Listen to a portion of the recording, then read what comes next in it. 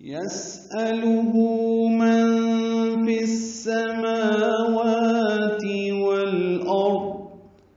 یسألہ میں سین ساکن پہ ہم سے یا کو سین سے ملائیں گے، حمزہ یا کی شکل میں جلدی پڑھیں گے.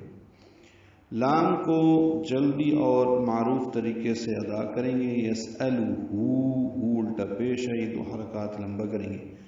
من میں نون ساکن کے بعد فا آنے کی وجہ سے اخفا ہے، نون کی آواز چھپائیں گے. پھر سماوات میں فا کو سین سے ملا دیں گے، ادغام شمسی ہے، سین صفیر کی آواز سے ادا ہوگا.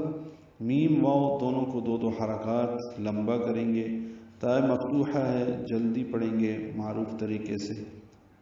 والارض میں لام ساکن پہ اظہار قمری ہے، را اور ضاد دونوں پر ہیں. والارض، اور یاد رہے کہ ضاد پہ قلقلہ نہ ہو، وقفاً ملانے کی صورت میں والارض ضاد کے نیچے زیر معروف طریقے سے ادا کریں گے. پھر ایک ہی سانس میں اگلا حصہ بھی پڑھیں گے. کل یوم هو فی شأن.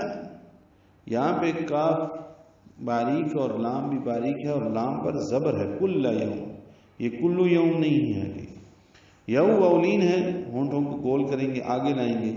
تنوین کے بعد ہا آنے کی وجہ سے اظہار ہے. کل یوم ہوا، ہا اقصی حلق سے ادا ہوگا، واو ہونٹوں کی نعت گلائی سے ادا ہوگی. فی یا مدہ ہے، 2 حرکات لمبا ہے.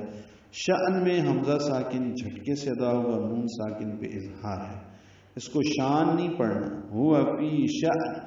اور یہ بھی یاد رہے کہ حمزہ ساکن جھٹکے سے پڑھا جاتا ہے، اور نون ساکن پہ اظہار ہوگا. دونوں زیریں ختم ہو جائیں گے اور نون ساکن ہو جائے گا. تنوین کے بعد فا آنے کی وجہ سے ملانے کی صورت میں اخفا کرنا ہوگا، یعنی شأن پڑھنا ہوگا. ہم نے آیت پہ وقف کیا، رک گئے، تو ہم پڑھیں گے کل یوم هو فی شأن.